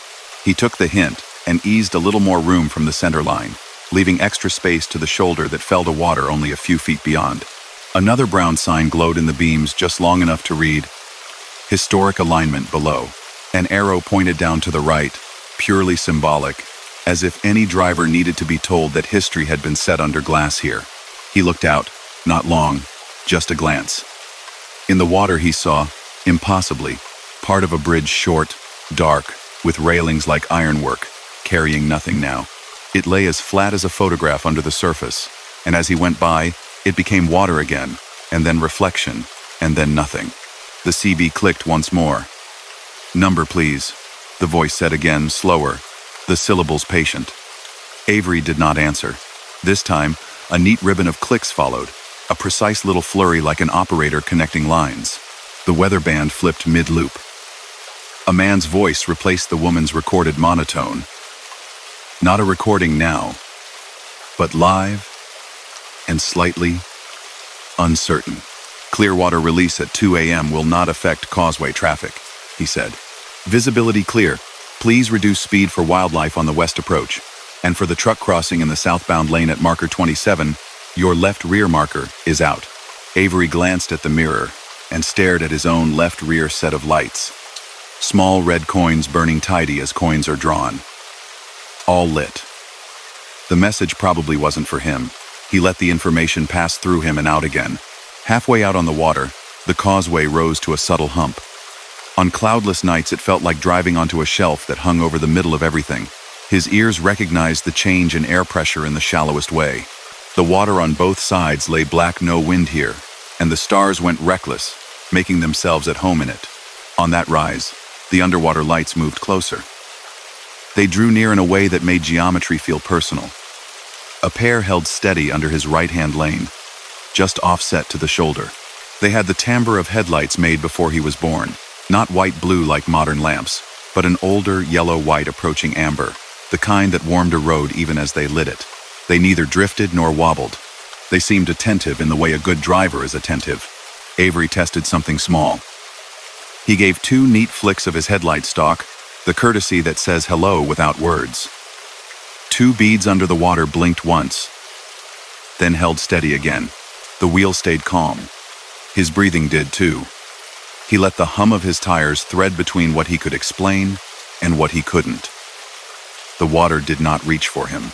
The underroad did not ask him to follow. It kept pace. He kept pace. Together they crossed a place where the air had learned a new trick. A cluster of signs rose on the left, the sort that announce a scenic turnout and a plaque about the way things had been. Clearwater Valley Museum, North Shore, one said, with a white arrow coming soon. Avery had never stopped. The causeway discouraged pulling over, and he had always come through at hours when turnoffs to museums felt like invitations to get off schedule. But another small brown sign with a telephone icon nudged him, and he filed the idea under maybe. The lane ahead brightened with what should have been oncoming beams from far away. He checked the mirror, no one behind him close. A pair of twins, perhaps a mile back.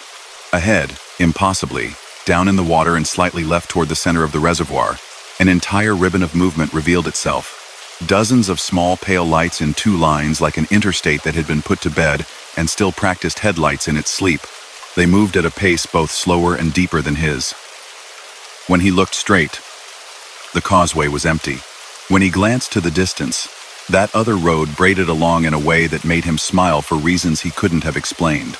He held his number. He kept his hands light. He reduced speed 3 miles per hour, not out of fear, but for respect, the kind of slowing that says, I see you, and I will not hurry you, and we will both be fine. A faint ringing clattered through the CB, a delicate bell buried inside static. Number, please, the operator said again. And then an honest human voice came in over Channel 19. Northbound over the water? You got company driving with you tonight? The voice was soft, as if he were trying to speak into a library. Lights in the water, Avery said, because anything else would have been more words than he needed. Pacing me. Good, the other driver said. They're good company. They don't ask for much. They like you to hold the lane and not flash them unless you mean it. Folks call it the under road. Happens when the air is still. Used to be ferry's turn down there. They say the grid shows itself when the wind takes a break. Have you followed it? Avery asked, knowing the answer didn't matter. I don't pick fights with physics, the driver said lightly. I let it walk me across the middle and say thank you under my breath. The hump of the causeway gave way to the gentle slope toward the North Shore. Far to the left, the shore wore a necklace of homes, a few lamps lit in kitchens where night shifts came home and warmed leftovers in quiet microwaves. On the right, farther, a darker line had a small glow in it. A ferry museum, perhaps, or a visitor center, closed but present. At the far end of the bridge, the turnout did appear, a generous sweep with a low wooden building set back from the guardrail. A sign staked with care announced, Clearwater Valley Interpretive Center, open 8 to 5. Under the sign, Historic Switchboard Exhibit. Avery checked mirrors, clicked on his indicator, and rolled in. The underroad kept moving as he glided to a stop, its pale lights untroubled by his choice. He set the brake and sat for a second with the engine at idle, letting the stillness of the water lift away from him as if it had been resting on his shoulders. The air in the turnout had a pleasant cold that sharpened thought. He stepped down, boots firm on asphalt with a bubble of frost. Out on the causeway, another truck moved past, polite with its lights, tire noise, a ribbon that attached briefly and let go. The building had a glass display case lit after hours. Inside, a switchboard sat in perfect balance between antique and tool. Its cords were looped in tidy arcs, its little windows labeled with names: Broomfield Drug, Ferry's Turn Depot, Low Weir School. A small plaque told how a network of operators linked the towns, voices traveling by copper, even as the valley prepared to go under. The last night the operators worked in the old valley, the plaque said, They patched the last calls and then unplugged their cords and went home to houses packed with boxes. The next morning, the water started its patient work.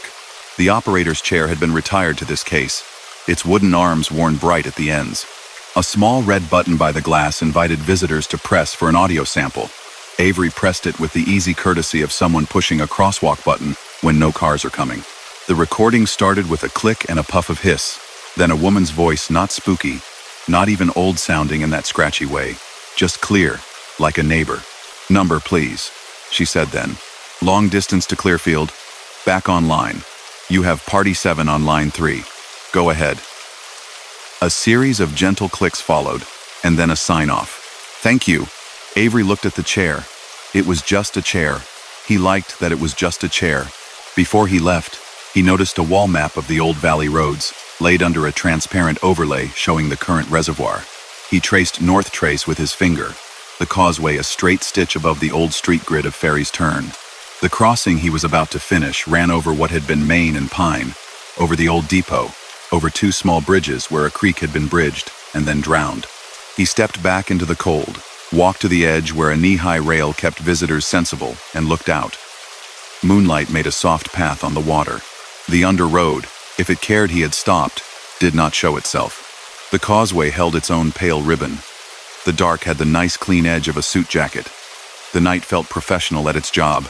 Back in the cab, he warmed his hands and checked the load via the little digital readout, temperature steady, trailer uncomplaining. He rolled back onto the highway.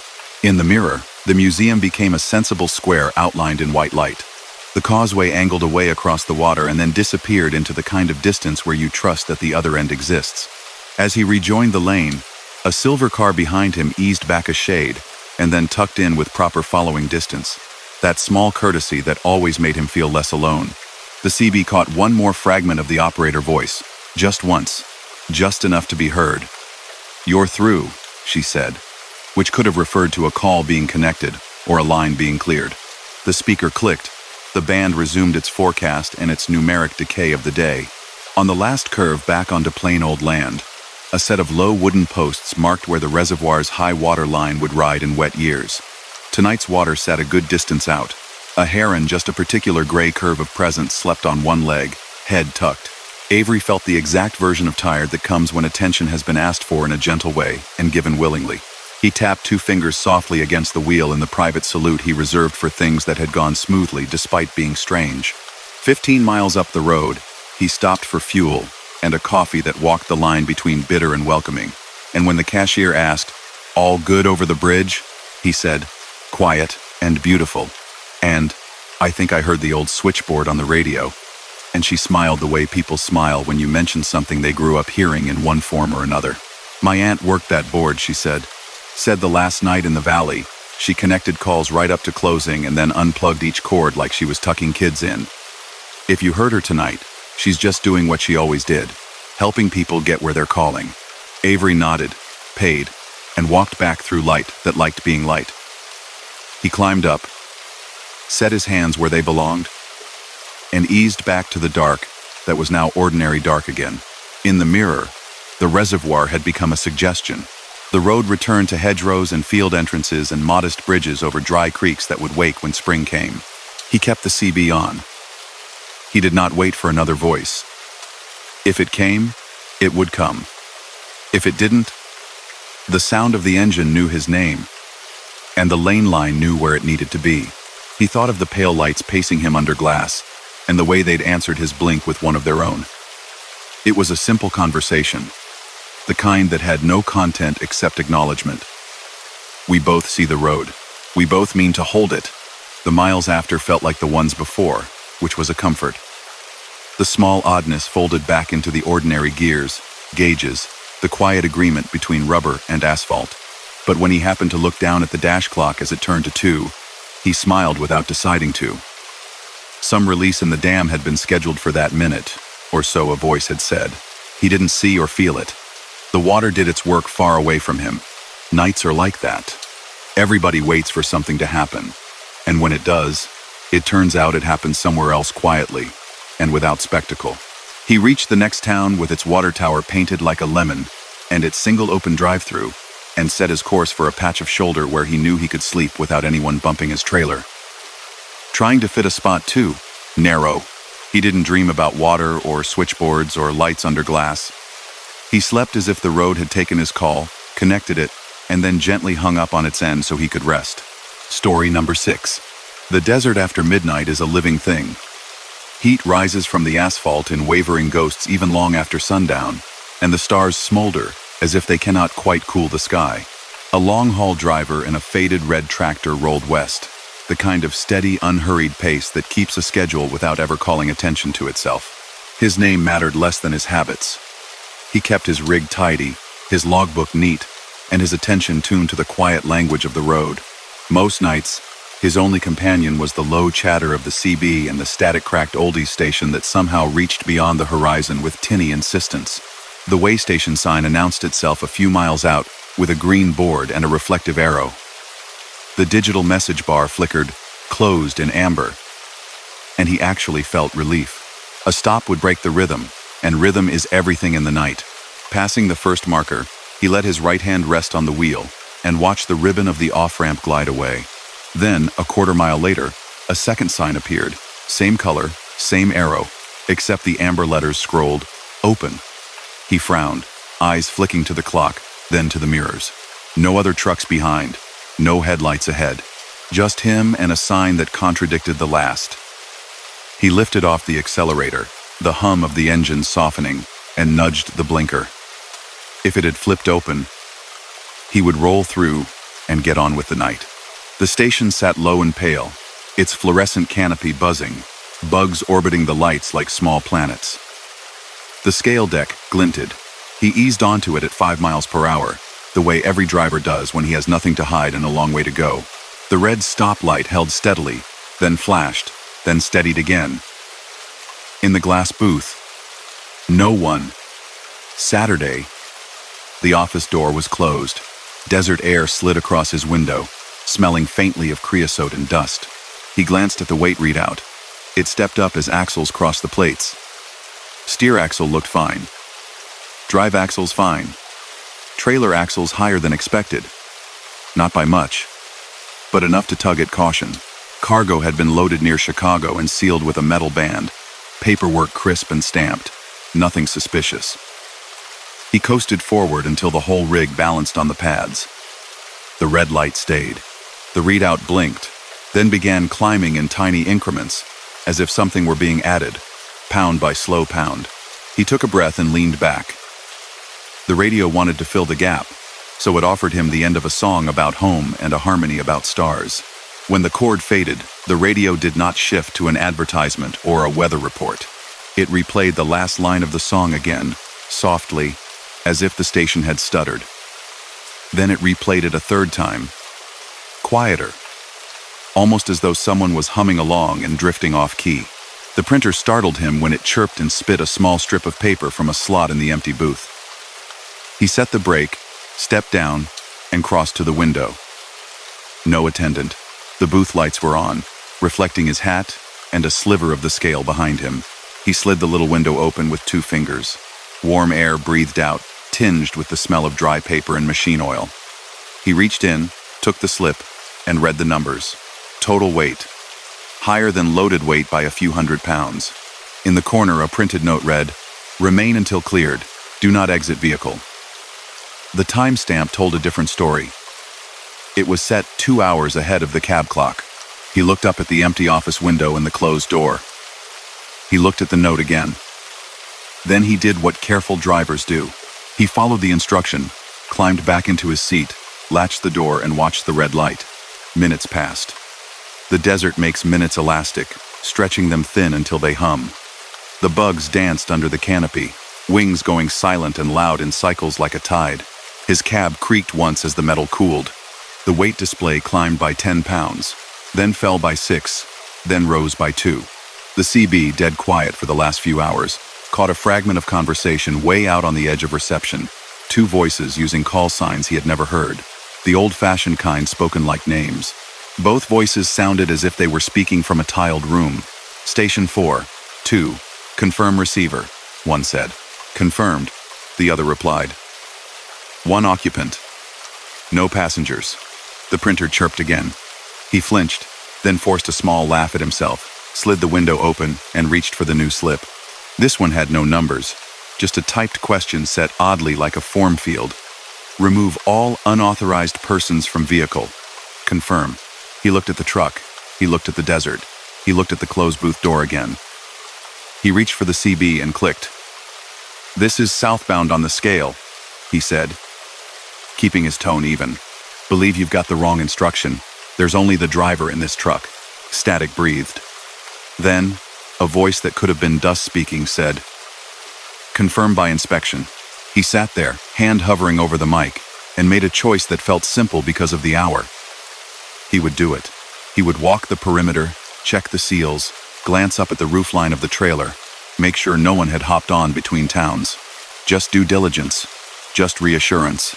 He stepped back down, boots clicking on the plate, and walked slowly along the trailer, his flashlight a soft cone that picked up rivets, streaks of old rain, a stray grasshopper setting itself like a stone.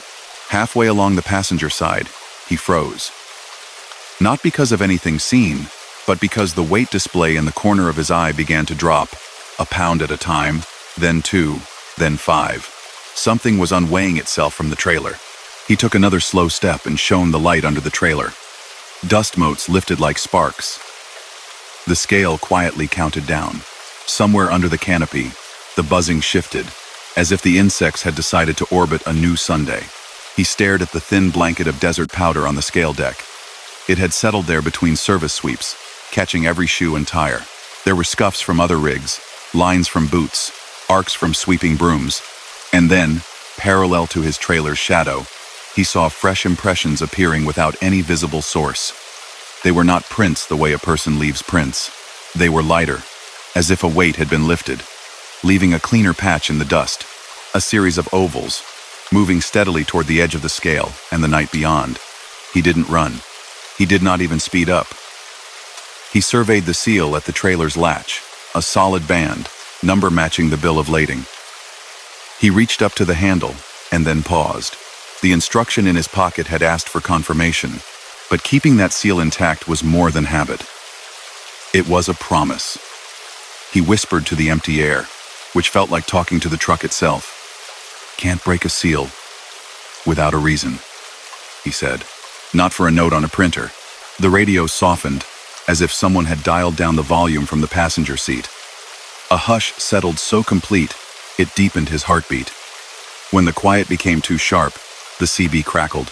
The same voice as before came through, lower this time. "You may open," it said, "with permission of Station 4. 2. He turned his head toward the booth. The door remained closed. The glass reflected only his truck. The ghostly letters, "Closed," bleeding across the office wall from the roadside sign. He walked up to the back, unhooked the padlock, split the seal, and cracked the doors.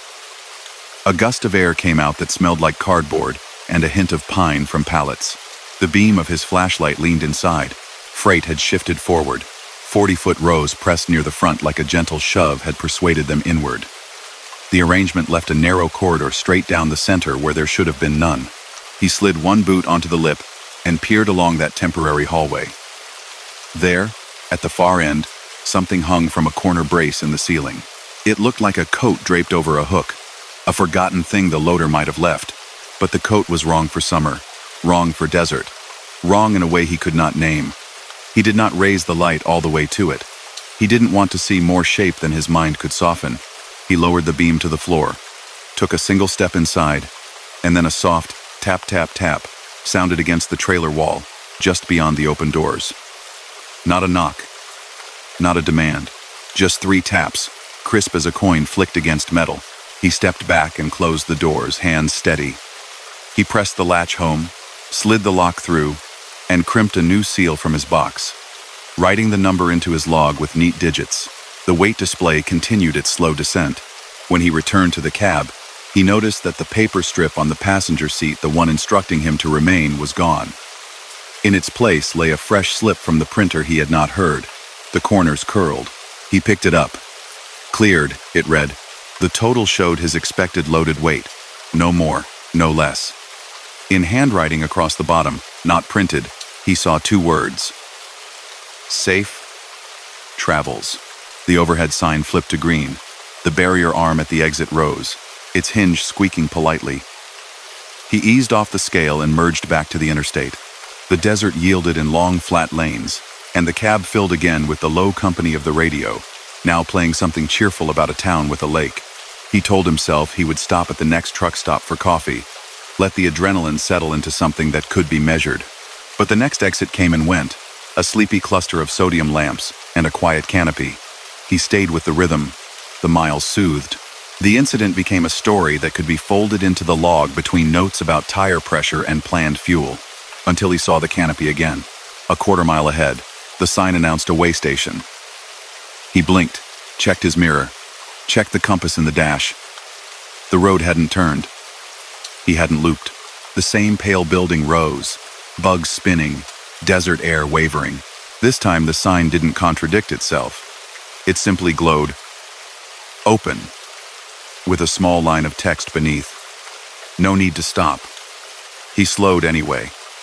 A cautious man unable to resist confirming the unbelievable. As he rolled past the entrance, the CB clicked, and, without the typical carrier tone, a voice he did not exactly hear but registered said, "Thank you." He drove on. Dawn gathers with surprising speed in the desert, not in the sky first but in the mirror, as if light prefers to backlight the world before it approaches you directly. He rolled into a service station with the horizon just beginning to think about turning gray. The clerk yawned glamorously over a rack of candy and sold him a coffee that tasted like every other coffee in every other station, a small comfort that pretends consistency. He asked if the clerk knew about a way station down on the interstate. The clerk did not, shaking his head slowly, his eyes reflecting the drink machine's blue. Back on the road, the details sorted into their places. By noon, he delivered his load, a quick dock, a pier of concrete, and a checker with a radio clipped to his belt. The seal number was noted, the contents verified. A supervisor with a clipboard asked a question with her eyebrow. Something wrong? He smiled, said the route had been clear. Said thank you. Said have a good one. When sleep finally found him in a motel with a generous vacancy sign, his phone lay on the nightstand next to 2 slips of paper he had not meant to keep, the remain until cleared instruction and the safe travels receipt. He thought he had tossed them, but there they were, weighted by the key card. In the quiet air of his room, he noticed the timestamps again. The instruction dated ahead by 2 hours, the clearance time matching the moment he had merged back onto the interstate. He lifted both and held them in the narrow light that got past the curtains. The ink had a sheen like old toner. Across the top in faint, almost erased lettering, he could make out a header. Station 42. Department of Weights and Measures. The address beneath was a line of dashes. Later, weeks later, somewhere between Cheyenne and a smaller town with a single traffic light, he met a patrolman in a diner that smelled of syrup and stale coffee. The officer had a tie just slightly too tight, and a radar unit sunburned into his dashboard. They talked about nothing for a while, because that's how people who drive for a living trade company. Then conversation bent toward old facilities, closures, consolidations. The patrolman mentioned a way station that had operated years ago out in the desert, shuttered after a flood had undermined the scale bed. Some folks still see it lit, he said, using the tone of someone discussing a landmark that might also be a rumor. There's no power out there. We pulled the meter in '98. The driver reached into his logbook and took out one of the slips. He hadn't meant to carry them, but they found their way there, tucked next to fuel receipts. He laid it on the table. The patrolman studied it. Huh. He said no more. He returned it without comment, and their conversation moved to a different weather front. In the years after, he would pass through that stretch of road and never see a sign again. He would think of it most when crossing scales elsewhere. The ones with people in neat uniforms and a pot of coffee steaming somewhere in a back room. The sound of printers, the measured clack of keys, the slightly sour tang of photocopy paper, it all felt solid. But in his memory, there would always be the night of the increasing weight, and the way it had decreased with his footsteps, and the ovals appearing in dust like negative footprints. He did not tell the story often, and never to make a point. The road is full of small things that drift into their place, settled by wind and weather and time. Sometimes, when the CB was quiet and the stars were generous, he would turn the radio down until it almost went silent. In that near silence, the engine's murmur smoothed into a companionable breath. It was then he would think he heard the printers chirp again, far behind him, in a way station with no meter, issuing receipts to a traffic that had long since passed. Story number 7. Rain came in thin cords, not a downpour, not a drizzle, but a steady weaving that stitched the mountains together in gray thread. The rig's wipers kept time like a metronome, and the tires whispered on the old two-lane that the detour signs had insisted was the only way around a closed stretch of interstate. The new highway had slid again, not a dramatic collapse, just a cautious shutdown while crews waited for daylight and equipment. Trucks were told to take Old Monarch grade, a name the driver had never run at night, not in this much weather. He kept the speed down to a number that felt like respect rather than fear, and watched the reflective stakes glide past like match flames. He had weight on lumber, tight-strapped and tarped, rainwater collecting in little bellies across the taut fabric. The engine hum sat under the rain like a low note.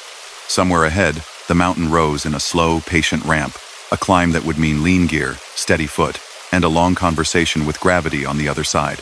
He kept the cab warm enough to hold the fog off the glass, rolled the side window down an inch to let the night's wet breath in, and clicked his CB to 17 more out of habit than expectation.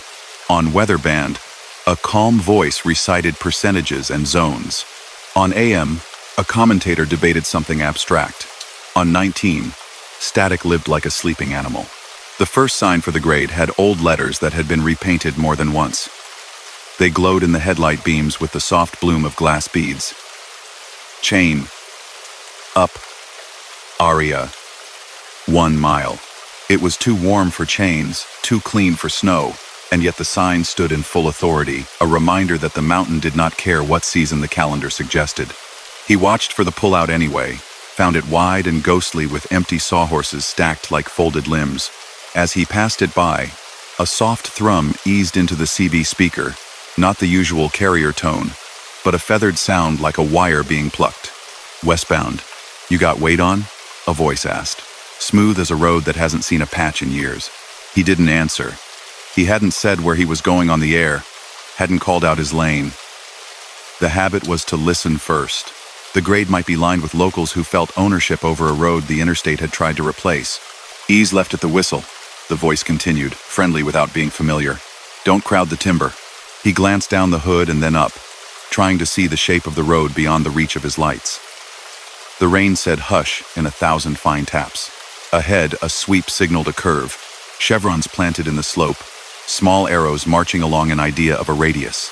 The second chevron in the run seemed slightly turned, pointing not where the rest pointed, but a shade farther out into the thick dark beyond the guard. He gave the lane a bit more space than he would have, and the trailer tracked sweetly, leaving a long hinge of safety. He'd seen tricks like that, not hauntings or hints, but quirks. Sometimes, a mountain taught by small signs. A sign slightly off. A reflector that drew the eye where it needed to go. He flicked his wipers to a faster pace, felt the grade begin in earnest, and tasted that old mild caution on the back of his tongue that meant he was exactly where he belonged as long as he respected every inch. The stoplight at the one-lane construction zone hung on red long enough that the rain could have written a short history on the hood. A portable mast lifted it above the road, its lens rippling with water. He waited, engine brake clicking off because of the sign forbidding its chatter, footlight on the pedal. In the mirror, he saw amber glow born in the fog. It wasn't a car. It wasn't a patrol. It was that steady, sweeping amber revolving light that old plows wear, the kind that turns fog into its own snowfall with color. It drew closer, and then held back, respectful of the red. He did not turn to stare. He watched the reflection paint the trailer a slow, honeyed hue. The light turned green. The construction lane pinched the world in, concrete barriers standing like pale muscles. He eased into it, conscious of mirrors, bumper, bogies. Midway through, the radio bled that soft wire pluck again. "Second set of arrows lies to you, westbound. Hug the middle, a breath longer. She'll clear." He did. The trailer missed a barrier by an inch you could count on one hand's finger width. He smelled wet concrete, clean and mineral, like the inside of a stone. When he came out the other side, he exhaled more than he'd intended and allowed himself a small private nod. In the mirror, the amber glow drifted into the lane and then slowed, as if the plow were being careful not to send a wash of water back at him. "Mile marker 73, the radio voice murmured, not asking, stating, "Keep your ears on for the whistle." He realized he hadn't seen a marker for a while. The ones on this route were short, wooden, stenciled in white, easy to miss under snow dust or summer dust. His lights found one. 73, leaning a little. He clicked the mic for the first time, thumb light on the talk bar. "Go ahead, helper." The reply came warm, near, and somehow older than the rain. "You're doing fine." The grade folded into a tunnel then, not long, but the kind that can make a truck feel like a ship sliding into a harbor mouth. The sign ahead read Monarch Tunnel, 1/4 mile. It was newer than the others, reflective film still quick. Past it, the wet rock threw the headlights back in shining planes, and the tunnel mouth became not one shape, but two, side by side, offset by a few feet. The left barrel had smooth new tile. The right had brickwork, old, arched, weeping water in slow, straight lines. On the right, a sawhorse stood tilted, a sideways road closed sign leaning against its legs like a jacket thrown over a chair, leaving more space open than closed. "Right-hand barrel," the voice suggested, so lightly it might have been memory rather than instruction. "Easier crown. Better point on exit." His hands stayed loose on the wheel. The mark on the tunnel height placard said his load would fit either. The new tile gleamed like an invitation. The bricks had that patient, unfussy look of something that has done its work a long time and sees no reason to change. He threaded the right. The rig entered like a zipper finding its track. And the world narrowed to the song of tires humming on smooth concrete, and the careful drip of water in a rhythm too, even to be random. Inside, the rain became a rumor. Dash lights dulled to a rich glow. The radio went silent, then breathed, as if drawing in a thought. It offered up a bar of music that sounded like a station too far away to reach, a guitar line that might have been from a decade when CB call signs were not handles but names. He didn't try to make sense of it. He watched the pinprick of the exit grow until it chose to become a real opening. The road beyond shifted just a little. The shoulder narrowed. The lane lines turned from bright thermoplastic to old paint. Mile markers showed as wooden stakes again, painted by hand, maybe a state's economy written as brushstrokes. He rolled over a seam that was not patched and realized he had crossed back into a version of the road that was still the road but remembered by a different department and a different set of boots. "Brake check at the overlook," the voice said. "Listen to your hubs, not your head." The overlook came with an apron of gravel that crunched like new ice. He pulled in. The rain softened to a mist, more cloud than storm. The engine ticked as it settled, a language he knew. He did not get out to touch the drums. He stayed with the window, cracked, and listened. Hubs talked when you cared to hear. They clicked now and then, not frantic, just speaking of work done well. Beyond the guard, a dark valley breathed up a smell of wet pine and iron-rich soil. From somewhere down in that cup of earth, a whistle carried. Long and low, the nightly freight slipping around the far bend over a trestle no car would see from this side, a sound old as steel. The call box stood at the edge of the gravel, a memorial to the time before cell bars measured safety. It was orange once. Now it was the softened color of a pumpkin left on a stoop well into winter. A black handset hung like a bat. Without warning, it rang. Not shrill, not loud, just a bell's careful note. He stayed where he was, hand on the wheel, listening to the rain tick on the roof. The bell rang again, then stopped. In the CB speaker, a voice said, "Good. You hear what you need." He put the rig back into gear and eased out. The amber glow fell in behind again, comfortable as a friend's taillights on a long night. He never saw a grill. He never saw a driver. He saw only that warm, revolving light step around hollows and dips, as if it were suspended slightly above the trailer rails, as if the truck bearing it had learned to put itself where the road asked. At the horseshoe, the rain came back enough to iron the world smooth. Chevrons marched around the inside curve, a crisp row of arrows you could count if you had the time. In the beam, one arrow was canted, off by a heartbeat. It pointed into the curve's gut. He slowed further, almost to a walking pace. The rig rolled forward until the wrong arrow became the right pointer. and there he saw a fir that had slid its top gently into the lane. Its boughs brushed the fog line, letting the road pass if the road asked nicely. He asked. The trailer drifted through without a scrape. Only a hushed whisper of branch against tarp, like someone smoothing a shirt. Good eyes, the voice said. And though the words were simple, they carried a pride that rode with him a mile or more. The actual descent had been on maps for 100 years. The mountain had learned the weight of engines a long time ago and did not resent them. It did, however, require patience. A sign promised a brake check ahead. The pullout when it came was empty, space-edged by a single orange cone that had seen too many summers. He took it anyway, eased the rig level, applied the brake, and shut down the wipers just long enough to hear himself count. 1 to 100, slow, letting each number hold a slice of time. In that pause, an elk stepped from the trees across the way, then another, then half a dozen, ears turning like dials. They crossed with their own strange manners, letting the road be a stream they moved through without hurry. He might have met them at speed, if not for the voice's suggestion. He thought he noticed something in the way the amber glow behind rose and fell, as if in rhythm with each animal's movement, long, patient revolutions marking time. When the road returned to 2 lanes and then widened to 4, the grade relaxed its shoulders. Modern signs appeared again, angular number fonts, new guardrails, the clean geometry of recent investment. The rain lightened to a careful mist. On 19, the CB woke for a moment, a pair of eastbounds complaining about a closure, a dispatcher reading route numbers. On 17, the familiar thrum. He tapped the mic. Appreciate the watch behind me, he said, keeping it simple, offering gratitude without asking a name. Silence, then that voice, mild and full of gravel road and fresh coffee. Keep her between the ditches, westbound. He drove on, rejoining the traffic that had waited out the interstate's cruise. He could have sworn he saw a DOT pickup ghost by on the shoulder with a wave, but when he looked for it in the mirror, there was only a line of red taillights stretching into the cloud. The truck stop that greeted him at the bottom of the escarpment had a canvas of neon and a parking lot that looked like a map of the stars. He fueled under a canopy bright as noon and took his time winding the hose back. On the glass of the cafe door, someone had taped hand-lettered notices. Hot soup all night, free Wi-Fi, CB Coffee Club, ask for Len. He pushed the door with a shoulder and left rain behind like a curtain.